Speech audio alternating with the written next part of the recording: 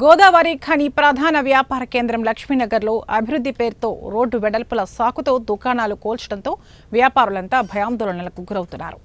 వ్యాపారస్తుల జీవితాలను కొల్లగొట్టి వారి జీవితాలను రోడ్ల పాలు చేయడమేనా అభివృద్ధి అని అధికారులను మాజీ ఎమ్మెల్యే కోరుకంటి చందర్ ప్రశ్నించారు.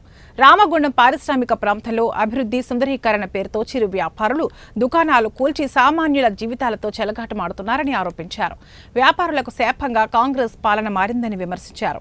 అప్పులు చేసి వ్యాపారాలు చేసుకుని జీవించే దుకాణాలు కూల్చివేయడంతో వ్యాపారస్తులు రోడ్డున పడుతున్నారని, వారికి నష్టపరిహారం చెల్లించాలని, ప్రత్యామ్నాయం చూపెట్టిన తర్వాతనే కూల్చివేతలు చేపట్టాలని ఆయన డిమాండ్ చేశారు. వ్యాపార కేంద్రమైనటువంటి వ్యాపారస్తులందరూ కూడా ఈరోజు భయాందోళనలతో ప్రతిరోజు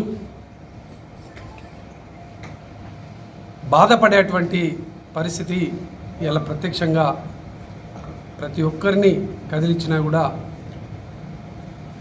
అందరూ ఆవేదనతో అసలు మేము ఏం పాపం చేసినాం,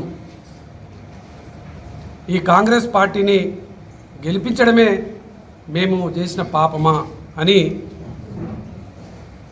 ఆందోళన చెందుతున్నటువంటి యొక్క నేపథ్యంలో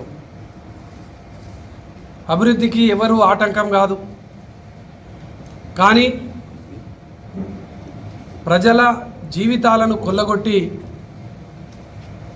అభివృద్ధి మంత్రాన్ని జపించడం అనేది ఎవరు కూడా ఆక్షేపించరు. ఈరోజు గోదావరికల్లో వ్యాపారస్తులు పండుగ వస్తున్నది, పెళ్ళిళ్ళు ఉన్నాయి, వ్యాపారం బాగా నడుస్తుందని చిట్టీలు లేపి డైలీ ఫైనాన్స్లు తీసుకొని